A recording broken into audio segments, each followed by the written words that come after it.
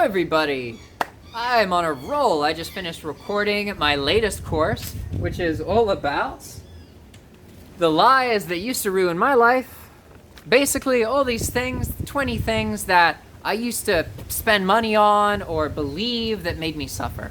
And if you want to check it out, check out my main YouTube channel, Jack Pitman, and that's where the course is. It's not out yet, but it'll be out really soon because now I finally made the content. But as for this video on my Jack Pitman Nica YouTube channel, which is all about Nicaragua, I want to talk to you today about mistakes that foreigners make in business when they come to Nicaragua. Because there's a kind of a trend that I see in people who come here with ideas in business. And I kind of want to explain some of these common mistakes that people make to you. So the first thing to understand is that, obviously, people in general in Nicaragua don't have as much money. But that doesn't mean that they don't have spendable money. It just means that the amount of spendable money, the price of something that's realistic for the average Nicaraguan family to purchase occasionally is much, much, much lower. But it still exists, okay? So the first thing I want to get at is that if you're coming to Nicaragua and you're bringing some Western thing, or, you know, you want to start making, I don't know, like wine or cold brew coffee or these kind of things, this mentality will never work. You can't just drop something into Nicaragua and think that people are going to like it and it's going to do well. Especially if you didn't even live there in the first place. Okay, if you're thinking about doing that with the business, just don't. You're going to regret it. You're going to make mistakes, and you'll probably lose a lot of money. You need to really have spent some time here, one, so that you understand the existing environment, and you create a business that is something to do with the existing environment, not these ideals you have living outside of Nicaragua as a foreigner. Many foreigners want to bring something exotic here. They're like, oh, there's not that much wine. There's not that huge of like an exotic coffee scene. But we're too used to, us foreigners, we're too used to the Western sort of wealthy way, where people have a lot of, you know, exposable money, where someone could spend $10 on something, and it's fine. It's just part of life, right? You know, you can go to Starbucks, spend $10. Not everybody can do that, but I remember not having enough to really live, and I would still do that occasionally and fuck myself over. So I know that people are, you know, they have that money to spend, even if they regret it in the US, right? Whereas here, it's not like that. It's definitely less. But again, it still exists. And this other problem is that people bring these foreign notions, right, without having any understanding of Nicaraguan culture. So that's problematic. Like, you need to know what things are like for most Nicaraguan people, right? Like, for example, there's habits and hobbies that are common here. Like, for example, people enjoy drinking coffee, just plain black coffee, usually with a lot of sugar, with biscuits.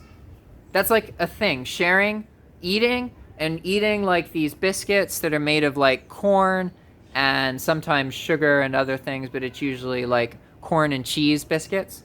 That's like a traditional hobby here, is to, like, you know, spend time with your friends, hanging out, sipping coffee, talking, and having these kind of cheap biscuits. And this is something that people with money do, but also people without that much money, because coffee's cheap and making it is cheap, and so is like just cheap carbohydrate biscuit, right? So you really need to spend some time in the culture to get a sense of these habits and these hobbies that a lot of different people have, so that you can build some kind of business that is relevant to these people, okay? Don't think that you can just bring in some foreign idea and it's just going to be great because people don't have it yet and they didn't even realize it was so awesome, and then they're going to love the food. That really doesn't happen a lot. There's a lot of empty, like, Chinese restaurants here. You need to make things in a way that are affordable. So the next thing piece of advice I'll give for you is that I've paid a lot of attention in Managua because I live here, and I pay attention to businesses because I love business. I love seeing how things work. And there's a price point, basically, that makes things affordable for locals, for most people here. And it is between 80 Cordoba and like 110 Cordoba. The moment you're going past that, that's the price, let's say an average person could afford to spend occasionally on lunch. Not every single day, but they could afford that. Okay, so that's around $3 or $4. So your product or your service would need to revolve around something that costs around that much. Because when you start going over that, then you get into the world where, okay, you're not making something for Nicaraguan people, you're making a product or a service just for a few rich people, so you can have a couple clients and make a percentage off of, $20,000, with your one client that you get every 4 or 5 months. That's a totally different thing. I'm not talking about that, okay? I'm talking about creating business and doing it in a way where you can actually get integrated into Nicaraguan society and where you can create products that will actually become popular here. These kind of things, you need to understand the price points that most people can afford. And really, it's only around like 80, 90 Cordoba, which is, like you can imagine $3 US. Anything more than that, and most people here aren't going to be able to spend that money. And even at that point, there's plenty of people who can't afford to go out and spend that much money on food if it's pre-cooked. They'd have to spend that money on actually getting things they can cook. Okay? But you should understand that as kind of a foreigner, that the disposable income amount is a purchase of, 100 Cordoba, 90 Cordoba for a meal. That's the norm, okay? So the next thing I want to talk about is entrepreneurship itself within Nicaragua, because I actually find that Nicaraguan people in general are more business-minded than Americans, at least the people I knew in the United States. And so let me explain a little bit about that, because what I'm talking about, I'm not talking about corporate investment business-minded, where the idea is, okay, pitch something, convince someone to invest a bunch of money in you, get rich. That is not the kind of business I'm talking about, okay? What I'm talking about is really the more traditional kind of business, which is where you accumulate and you know what people who are coming to you kind of want, and so you accumulate things that you know are easy to sell to the people who are around you, and this is what true business is. You see the needs of people, you create services to meet these needs. That is authentic, true business. And that business, from me, I see it in the people here in Nicaragua in a much more obvious way than in the United States. It's really common, some of my friends who are Nicaraguan who are better off, they're better off because their parents ran stores and sold stuff.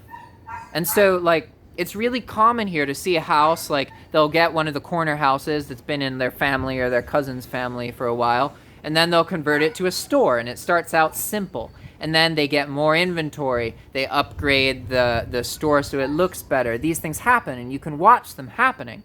And this is a big part of the Nicaraguan economy. There's a lot more small things selling stuff, hand-to-hand transactions.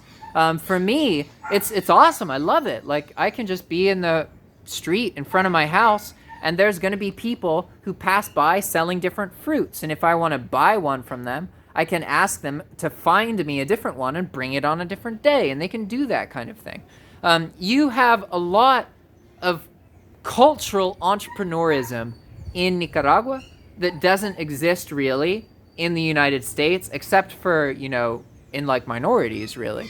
In the U.S., our understanding of business is all kind of funny, because it's all about convincing people to invest in you and make you big, and it's all in this ideal of getting big and selling out, and that isn't really business for me. That is really scamming, Like, I know that they're not scamming, they're helping people sometimes, but business is seeing a need that people have, creating a service, meeting that need, and getting reimbursed for that. That's what business is. And here in Nicaragua, I would say that culturally it's quite friendly to that mentality of kind of building things. And realistically, that's how people here are able to build their way towards getting a better life, is through entrepreneurship and business. The problem is that obviously people don't have a much spendable money. But I just wanted to make this video for you guys just because I see that plenty of people come into Nicaragua with all these ideals, and I just wanted to talk at you a bit about kind of entrepreneurship in general. And if you're interested in business here, these are things that you should probably know about. And really, the number one takeaway is come visit, spend time in the country. Really do that before you start anything. If you have some ideal that you've built because of experiences outside of the country, it's not likely to be profitable in the long run here. But if you've seen things here and built an idea out of the experiences you're having here in Nicaragua, that's different. So if you're interested in business here in Nicaragua, spend some time in Nicaragua and really try and understand the people and know what the price point is, okay? Thanks for watching, and as always, you guys can get any kind of consultation if you want to talk to me. It's $20 per 30-minute session. You can find that link in the top of the description of this video, or you can go to calendly.com/Jack Dermot Pitman. Thanks for watching. See you next time.